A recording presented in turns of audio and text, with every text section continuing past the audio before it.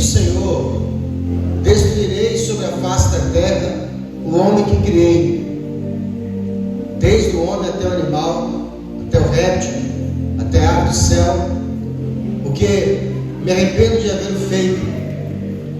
Noé, porém, achou graça aos olhos do Senhor.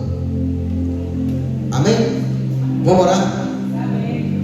Pai querido, Pai amado, que a graça do Senhor esteja sobre nós, que o Senhor Deus possa falar aos nossos corações, que o Senhor Deus possa, meu Pai, nos dirigir, nos direcionar, e que a tua bondade, a tua misericórdia, Pai, que o Senhor possa nos guiar em caminhos tenebrosos, que o Senhor Deus possa nos orientar em caminhos difíceis, para que possamos tomar decisões com sabedoria, com decisão.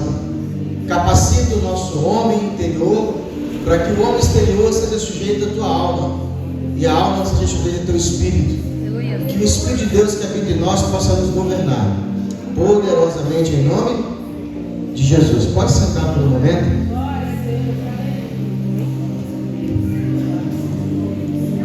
Eu vou pedir a você que não converse, não cochiche, tá bom? Para a gente poder deixar esse momento para Deus. Amém. Pastor, eu preciso do banheiro. Dá para segurar pelo menos 20 minutos? Segura 20 minutos. A Juliana pode cantar grávida. Prometo que você é rápido. Amém? No culto passado, no domingo passado, a gente havia falado sobre a casa de Raabe, que era uma tipologia, um símbolo, um tipo de salvação. Durante o tempo do Antigo Testamento, essas histórias, elas foram registradas nas Escrituras, para que nós hoje a lêssemos e entendêssemos como pedagogia, olhássemos para o símbolo e entendêssemos a mensagem que esse símbolo traz. Uma das maneiras que Deus usa para falar conosco através dos símbolos, e é a maneira que Deus tem de nos trazer a atenção, porque esses símbolos, eles revelam uma realidade. Por isso que muitas vezes nossos sonhos, eles são simbólicos. Às vezes eles são reais e com exatidão, mas muitas vezes eles são simbólicos, porque Deus quer que você se atente ao símbolo, porque através desse símbolo Ele vai falar com você algo profundo. Aqui, eu quero contar essa história, e através dessa história vamos tirar para nós hoje um alimento para a nossa alma. A Bíblia diz que Deus fez os mundos. É sabido que não existe só o planeta Terra, existem também outros planetas. A Bíblia não relata e não há prova de que em outros planetas haja vida. Mas o planeta Terra, a Terra, Deus a fez para que ela fosse habitada. E Deus havia enchido a Terra, criou duas matrizes, Adão e Eva, amém? E essas matrizes foram povoando a Terra. Os animais a mesma coisa também, de cada animal, sua espécie, e assim foi. Só que a Bíblia diz que o homem foi se corrompendo. O homem veio desde a queda de Adão e de Eva no deserto, no jardim. Essa queda, ela veio trazendo morte espiritual e morte física para o homem. Essa morte espiritual é a separação de Deus. O Espírito de Deus já não podia falar dentro do homem como falava antes. Deus agora precisava falar de forma audível, né?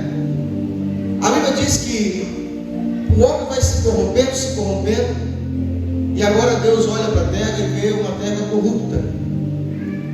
Toda corrupção sexual, ela prenuncia o juízo de Deus. Todo o juízo de Deus na Bíblia, ele foi antecedido pela queda moral, né? Ao ponto de os demônios que haviam sido expulsos do céu, esses anjos caídos que foram expulsos do céu, eles vão ter relação com as mulheres, com as filhas dos homens, e vão nascer os seres híbridos, né? O que é um ser híbrido? Parte angelical, parte humana. Tudo isso com o intuito de afetar a Deus. Tudo isso para chamar a atenção negativa de Deus. A intenção desses anjos caídos é se rebelar cada vez mais. Falando de rebelião, tem pessoa que é assim.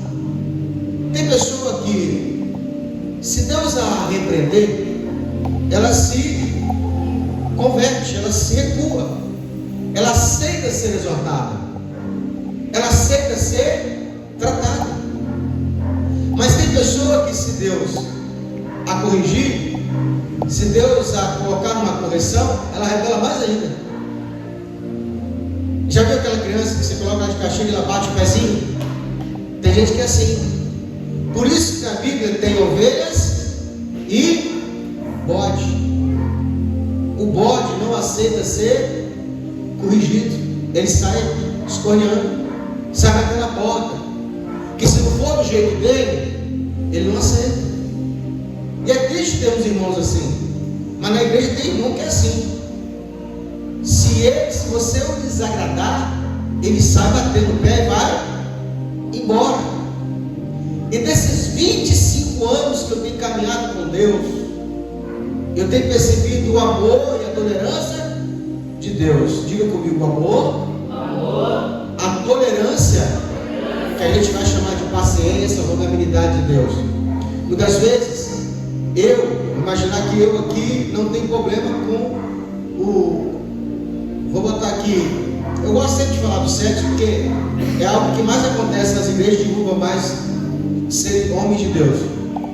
Vou imaginar aqui que tem um jovem, um irmão, que ele tem dificuldade e acaba caindo no pecado, sexualmente falando. Existe uma tolerância de Deus para essa pessoa que ainda está no sangue do Papa. O que é o sangue do Papa? Deus ainda está trabalhando no coração dele, certo? Agora eu vi pouca tolerância de Deus contra a rebelião. É quando eu me levanto contra a autoridade de Deus.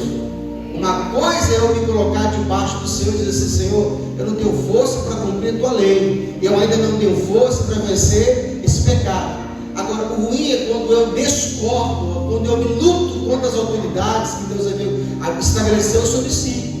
E essa autoridade que Deus colocou não precisa muitas vezes ser de Deus, porque a Bíblia diz em Romanos capítulo 13 que toda autoridade ela é de Deus.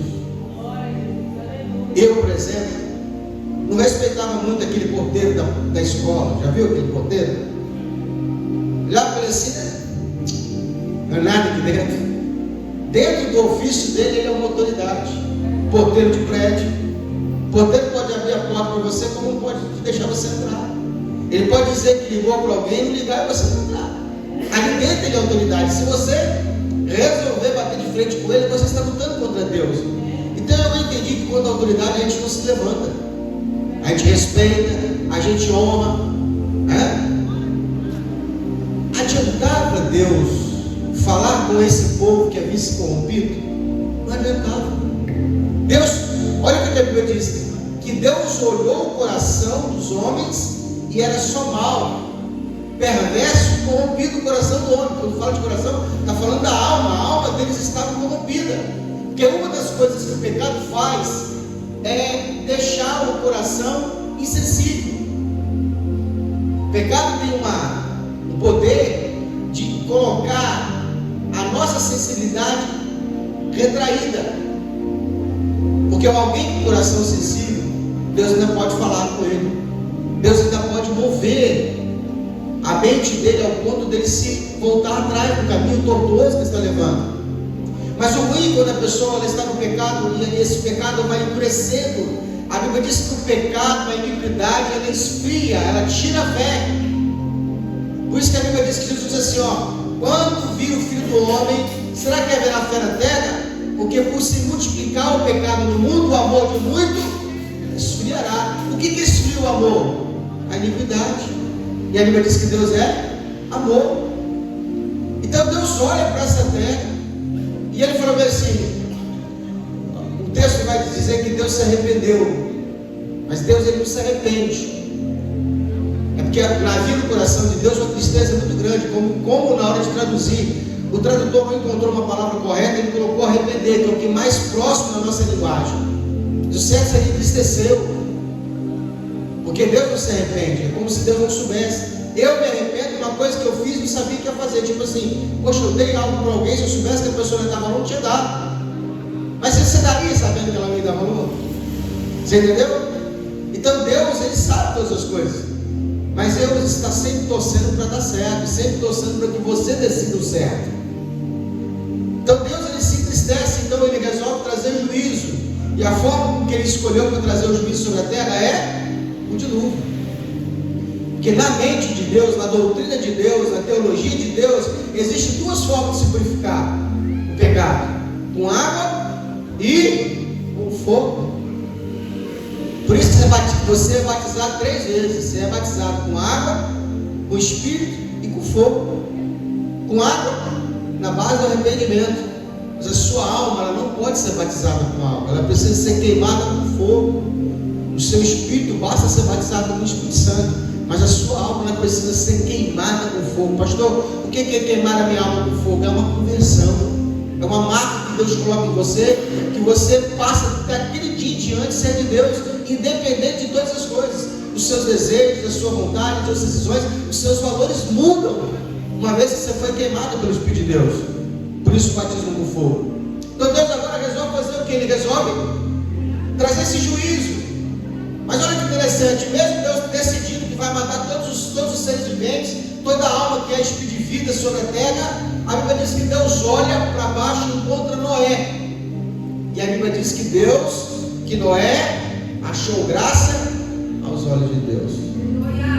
Tudo que você precisa para dar certo é que você encontre graça aos olhos de Deus. Tudo que você precisa nessa noite é sair daqui hoje e falar assim: Senhor, que eu encontre graça aos teus olhos. Então Deus olha e fala assim: poxa, de repente tem uma solução, de repente tem uma saída. Estou vendo que esse homem, Noé, é um homem justo, é um homem íntegro, que a Bíblia diz que Noé andava com Deus, tinha comunhão com Deus. Então Deus chama Noé para fazer parte de um projeto. Que projeto é esse, pastor? Salvar a humanidade. Porque Noé, a partir daquele momento, seria matriz. Ele, a sua esposa, os seus 3 filhos e as esposas dos filhos. 4 famílias.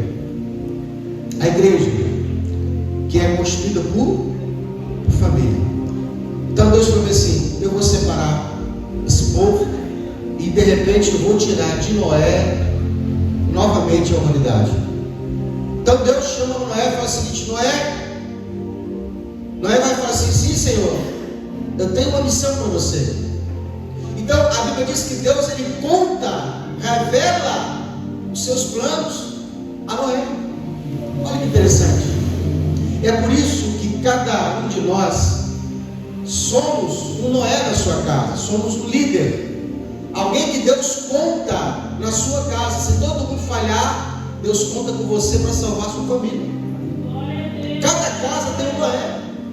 Cada casa tem alguém que Deus está contando. E é por isso que muitas vezes, quando Deus separa alguém, Ele revela os seus planos. Você pode ter sonho, alguém pode ter visão, revelação, você pode ter um sentimento acerca da sua família. Por quê? Porque antes que aconteça qualquer coisa com a sua família, Deus está te mostrando, contando que você vai ser um porta-voz, um profeta, um Cristo no meio da sua família. Então Deus chama Noé e fala assim: Noé, estou triste, estou muito chateado, o mundo está só corrupto, que é corrupção, o pecado entristece o coração de Deus. Mas, então, meu Noé, eu decidi que eu vou matar todo mundo. Eu vou destruir toda a terra, tudo que é espírito de vida sobre a terra, eu vou destruir, eu vou matar. Mas eu escolhi você e a sua família para que vocês façam parte de um projeto de salvação. E aí então Deus dá uma missão para Noé. De que forma que Noé iria salvar? Olha que interessante. Deus podia poupar, salvar a Noé e sua família sem arca, sim ou não? Sim. Mas por que Deus instituiu que Noé, deu a ele a missão, que ele construísse uma arca para proteger, para salvar ele, a sua família e os animais. Porque todo o projeto de Deus, ele poderia fazer sozinho, mas ele quer que você participe desse projeto. Porque a intenção de Deus é que o homem participe também da salvação. Então Deus chama Noé e fala assim: Noé, eu quero que você faça uma arca. E aí Deus vai dar a ele as medidas. Fique atento quando Deus te pedir algo. Eu sempre falo isso aqui na igreja, que eu posso oferecer para Deus qualquer coisa. Eu posso oferecer minha casa, meu carro. Eu posso oferecer para Deus tudo que eu tenho. E Deus vai aceitar. E se Ele aceitar, vai ser uma bênção, vai te abençoar. Mas o que Deus realmente quer de nós é que quando Ele te pedir algo, você esteja pronto para oferecê-lo. Porque o que muda a minha e a sua vida de verdade não é o que eu ofereço para Deus, é o que Deus realmente quer que eu faça. E isso é uma das coisas mais difíceis do ser humano entender. Porque naturalmente a gente quer fazer muita coisa para Deus, mas esquecemos muitas vezes de perguntar: o que o Senhor quer de mim?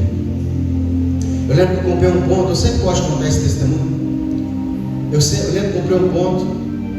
E a intenção do meu coração é que esse ponto eu iria abrir uma congregação, e eu iria montar uma igreja, abrir uma igreja, para que eu pudesse fazer esse trabalho que nós estamos fazendo aqui nesse ponto. Só que depois de ter comprado o ponto, eu falei assim: Senhor, mas eu não posso abri-lo sem antes o Senhor liberar. Porque uma coisa é eu abrir uma igreja para Deus, outra coisa é eu chamar Deus para vir junto comigo.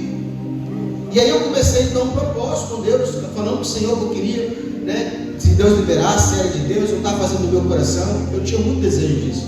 Eu queria muito ensinar a palavra de Deus. Um belo dia eu tive um sonho. Era a confirmação de Deus de que Ele já havia me chamado para esse propósito. O interessante é que Deus não deixou eu fazer aonde eu queria. Se eu tivesse abrido lá, eu estaria fazendo a minha vontade. Eu estaria fazendo a minha vontade para Deus.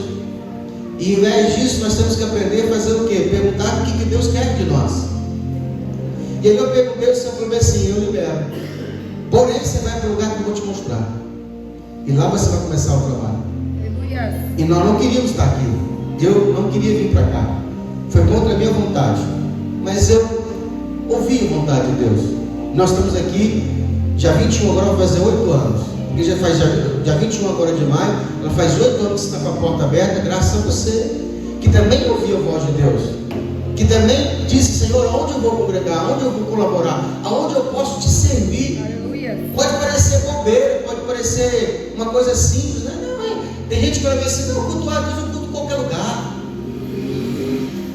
Cultuar você pode, mas servir não.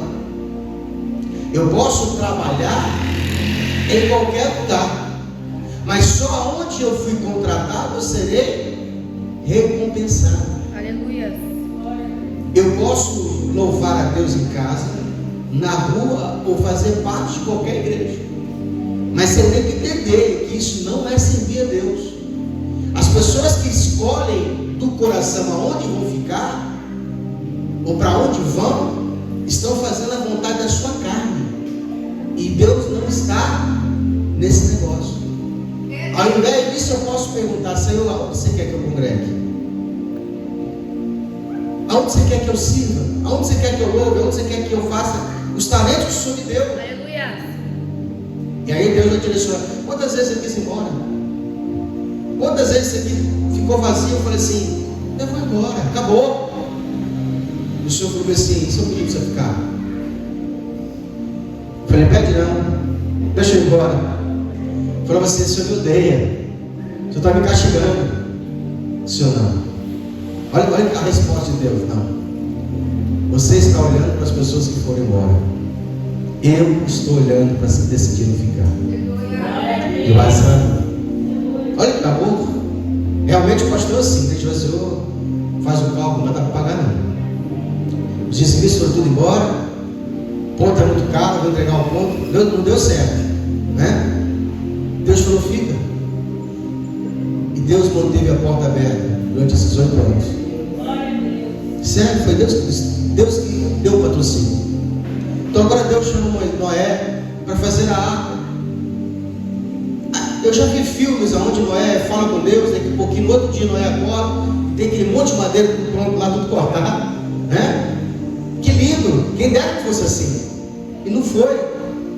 Quando Noé decide aceitar a missão de fazer a arca, para poder que o projeto de Deus se cumprisse, o segundo grande desafio que Noé tinha, o primeiro grande desafio que Noé tinha, foi convencer a família a fazer parte desse projeto. Então Noé reúne a família, conta para a família que Deus apareceu para ele, que vai trazer um dilúvio, vai trazer uma destruição. Detalhe, nunca tinha chovido na terra.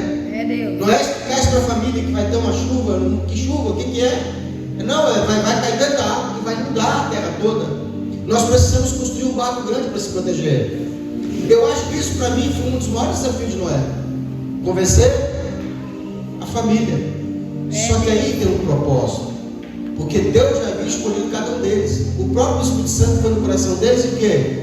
Fez eles crerem. Aleluia. Noé foi o pregador, mas o Espírito Santo foi aquele que convenceu no coração. E agora Noé então tem a mão de obra. Ele e os 7. A igreja do Senhor está aberta. Como que esses materiais vieram? Como que essa matéria-prima surgiu? Todo projeto de Deus é de Deus. Tudo que Deus mandar eu fazer, Ele vai prover.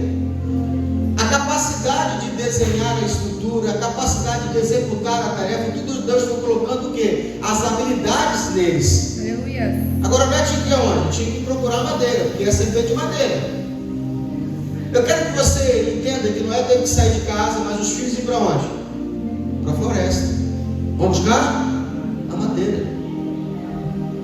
Tá lá, Noé encontrou madeira, corta madeira, aprendeu a cortar, aprendeu a transportar. Só para você ter ideia, esse projeto levou mais de 100 anos. Quantos anos? 100 anos. Todo projeto de Deus tem um tempo determinado por Deus. Não é porque Deus falou contigo ontem que você vai ser pastor, que você vai ser presbítero, que tem uma grande obra na sua vida, que amanhã você já está gravando CD. Tem um tempo para ser caminhado.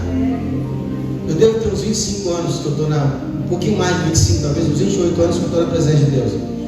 Exatamente 27 anos atrás, eu recebi no monte alguém me dando profecia que eu seria pastor. Foi se cumprir há 8 anos atrás. Ou seja, 20 anos atrás, a profecia que alguém disse que Deus ia fazer na minha vida se cumpriu depois de 20 anos. A Bíblia diz que Davi foi consagrado rei com seus 13 anos, levou aproximadamente de 13 a 20 anos para que se cumprisse.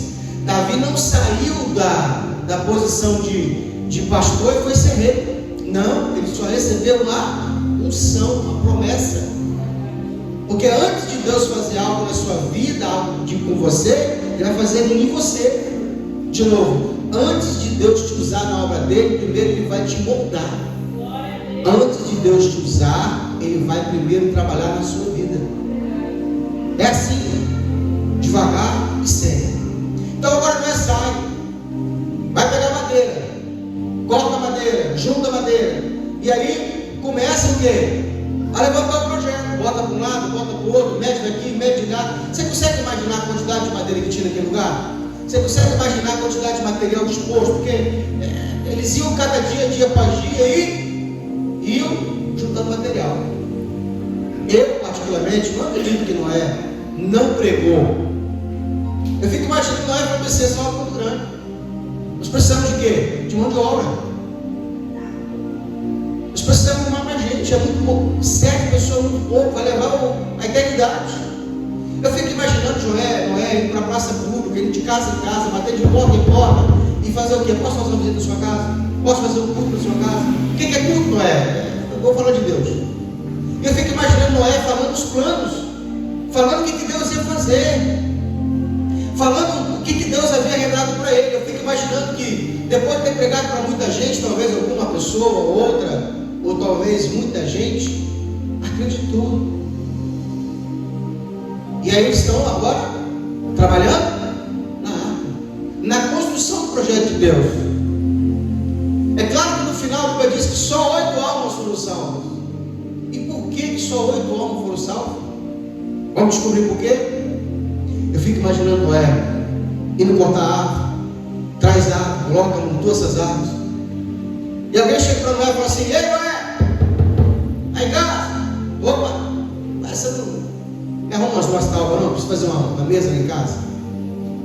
Noé fala assim: pega lá no monte, fica à vontade, tem muita ali. Sai o cara levando as tábuas. Passa um dia ou outro, Noé, você não me vende umas tábuas, não precisa de fome na minha casa. Muita tábua aí, rapaz. Vender? Dá para vender. Vende? Vende. Fico pensando nós chegando em casa para sentir uma ideia. A gente podia montar uma madeireira. Vai dar certo, acho que vai dar certo. As pessoas estão precisando de madeira. E Noé agora faz o quê? Vende madeira, entrega madeira, faz móvel, entrega móvel e começa a prosperar. E existe algum problema em prosperar, sim ou não? Existe algum problema em prosperar, sim ou não? Todo mundo está aí? Posso prosperar, pastor? Deus quer que eu prospere? Sim. Só que com o tempo, Noé pode esquecer porque estava indo para a floresta buscar madeira. As pessoas que estavam ajudando Noé, no começo ajudaram por um motivo, mas no decorrer do tempo, eles estavam o quê? Esquecendo pela qual motivo vieram. O que eu quero dizer nessa noite? Você está aqui hoje fazendo a obra de Deus, ajudando a construir a arca do Senhor, essa mesma arca que quando vier o dia do juízo vai te tirar deste mundo, porque a Bíblia diz que Jesus vem buscar uma igreja adornada. Se você não estiver fazendo parte da igreja, você não sobe. As pessoas que estavam junto com Noé, eu contei aqui a história de Noé, que ele está ali vendendo, isso não é bíblico, mas é para ilustrar uma história de quê? É que no decorrer da caminhada, eu que aceitei fazer a obra de Deus, eu posso me perder no meio do caminho fazendo coisas que Deus não pediu. Eu posso abrir uma empresa ligada com aquilo que Deus, com uma habilidade que Deus me deu, mas eu tenho que tomar cuidado para eu não esquecer pela qual motivo Deus me chamou, o que me fez levantar de manhã, o que me fez abrir a porta, o que me faz sair de casa. A Bíblia diz que nós somos peregrinos, nós somos estrangeiros neste lugar. O que eu quero dizer nessa noite?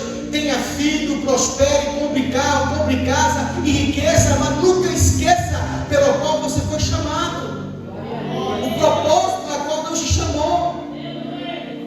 Não tire da tua mente, do teu coração, o verdadeiro sentido de estar aqui hoje para fazer a vontade de Deus. Noé podia vender madeira, Noé podia ser um grande madeireiro, mas ele nunca podia esquecer pelo qual motivo ele estava indo pegar madeira na floresta. Não era para fazer madeireira, era para fazer a arca de Deus, o projeto do Senhor. O que eu vejo nesses dias de hoje? Pessoas que aceitam muitas vezes louvar o Senhor, pessoas que muitas vezes aceitaram pregar o Senhor, e no meio do caminho deu tão certo, ficou tão bonito, ficou tão prazeroso, que isso virou o quê? Uma maneira da pessoa viver disso. Isso é tranquilo, e a pessoa está louvando, está cantando, está pregando, está ganhando dinheiro, está prosperando, está ganhando fama, mas muitas vezes se perde naquilo que não era o principal. Por que eu fui chamado? Por que eu comecei a pregar? Por que eu comecei a louvar? Porque muitas pessoas estão usando os talentos e os dons, que são ferramentas do reino, para benefício próprio. Um dia teve uma discussão se eu posso cobrar para pregar, se eu posso cobrar para louvar.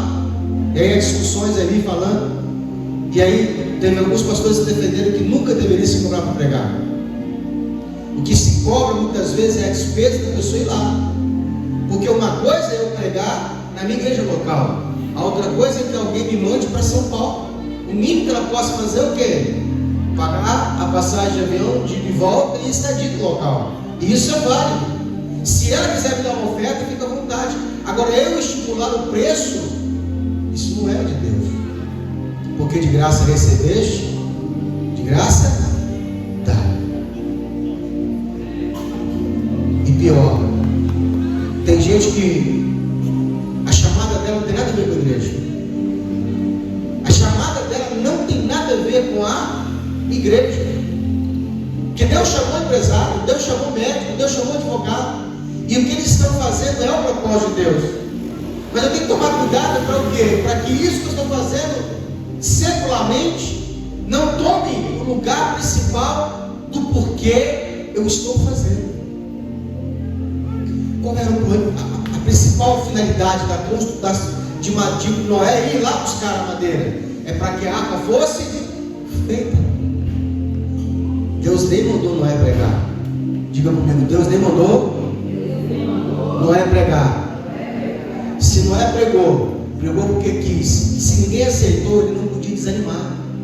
É Deus. Tem coisa que eu faço que Deus não mandou, e porque não dá certo, eu fico desanimado de fazer aquilo que Deus mandou. Você não entendeu? Tem coisa que eu faço para Deus que Deus não pediu, mas também não te parou. E aí você vai fazer, está errado, você quer parar de fazer aquilo que Deus mandou. Você não entendeu? Tem gente desanimado na igreja, chateado na igreja, porque aquilo que Deus não pediu para ele fazer, está fazendo. Aí está errado, se frustra, se magoa, se chateia, quer parar de fazer aquilo que Deus mandou fazer. Quem mandou você fazer? Não foi Deus não. Amém. Deu errado? Assuma o erro. Está pensando que esse vídeo aqui Deus mandou trocar? Deus não mandou trocar o piso não, irmão. Estou falando de coisa própria. Eu quis trocar. Quando eu decidi que eu ia trocar o piso, estava naquela ponta de onde o Michael está ali. O Senhor falou comigo assim: espera mais um pouco. Eu falei: não, eu quero trocar, vou trocar. A igreja está cheia. Não tinha oferta. Eu tinha receita. No dia que eu comprei o piso, e aí? Desanimei, Braz. Quero ir embora, Braz. Não, agora você fica. Descer mexer em coisa para mexer. Pastor, você se arrepende? Não. Ficou lindo da igreja, irmãos. Eu queria isso aqui. Só que eu sou responsável pelo aquilo que eu faço que Deus mandou. Não podia desanimar. Tive que pagar, né? Com 10 prestações, 5 mil e poucos reais. Teve alguns que contribuíram e ajudaram, mas deu para pagar mal a despesa do contrapeso. Tome cuidado. Que Noé não foi chamado para pregar, ele foi chamado para construir a arca. É Deus. Eu fico imaginando como pregador que eu sou, Noé chegando para Deus e falando assim: Senhor, para que esse negócio de construir arca. Eu estou pregando para esse povo todo, eu prego todo dia, eu prego toda hora. Já tem 1 ano que eu estou pregando, tem 10 anos que eu estou pregando, tem 30 anos que eu estou pregando, ninguém vem. Ninguém acredita que isso vai destruir a terra. Imagina Deus falou assim: quem mandou você pregar? Vai para pregar não? Não. Para construir a arca. O que Deus mandou você fazer? É sentar e aprender? Senta e aprenda. É ficar aqui para ajudar? Ajuda. Não queira se meter onde você não for chamado. Tem tanta gente desanimada na obra de Deus, irmão, porque está fazendo coisa que Deus não mandou. É Deus. Uma coisa eu sei: a obra de Deus é pesada, mas Deus provém quando o propósito é dele. Tudo aquilo que eu faço para Deus que Deus não mandou, eu vou ter que dar conta. Um dia eu falei com Deus assim: Senhor, eu queria fazer uns eventos na igreja, chamar uns cantores famosos, uns pregadores famosos. O que o senhor acha? O Senhor falou comigo assim: se você encher a igreja com recurso próprio, com mãos humanas, se prepare para alimentá-los, porque eu não vou te ajudar. Os que eu enviar para lá, eu sustento. E é por isso que a gente é pequeno, porque todos que estão aqui estão porque Deus trouxe, estão sendo alimentados pelo Senhor. E os que saírem vão porque Deus permitiu. A gente não quer que saia, mas se sair, ou foi porque Deus permitiu, ou porque Deus tirou. Também não vou lá fora pegar. E às vezes alguém fala assim: chama o fulano para participar com a gente. Eu falei: não, a gente pode convidar, a gente pode abraçá-los, a gente pode dizer que a porta é aberta, mas a gente não pode chamar para ficar. Porque essa é uma decisão entre Deus e ela. Porque toda pessoa que você colocar para dentro, que Deus não trouxe, vai trazer problema. Passou 30 anos, 100 anos, a arca está pronta. E agora? Só depois dela pronta, o Senhor falou assim: não é? Todo mundo está aí? Entra todo mundo que eu vou fechar a porta. Olha que interessante. que Deus fechou a porta e não Noé? Porque tem gente que só vai acreditar quando vê. E para Deus só vale a pena, só é salvo pela fé quem não viu. Entendeu? Porta fechada. Sabe o que eu acho interessante? Depois que Deus fechou a porta, eles ficaram 7 dias dentro da água. Nada aconteceu.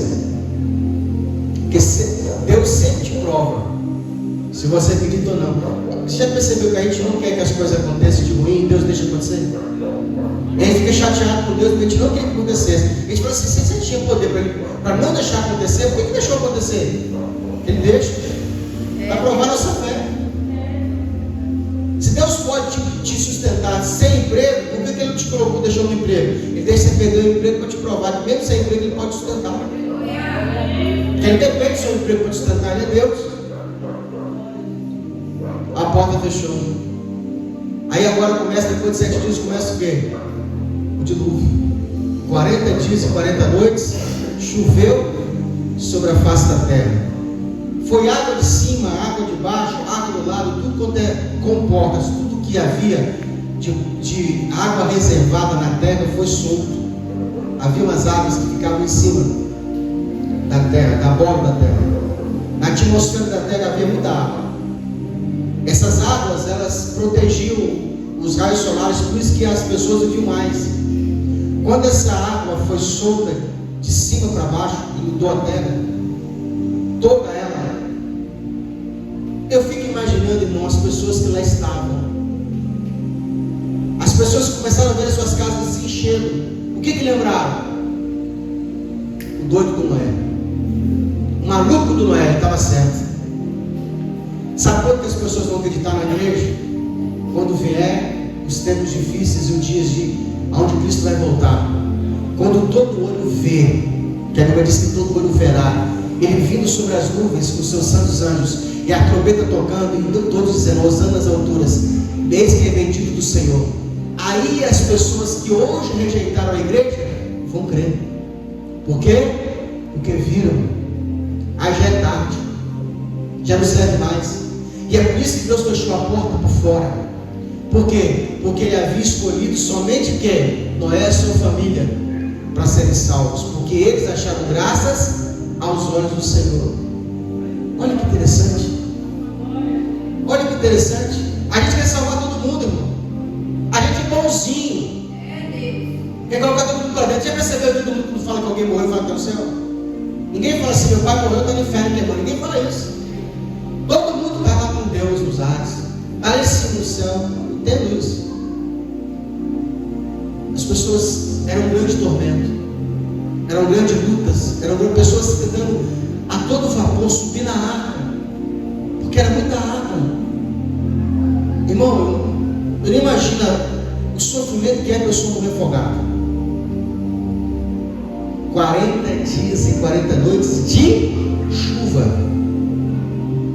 Mas a terra ficou, Noé ficou dentro da arca com a família por mais de 1 ano.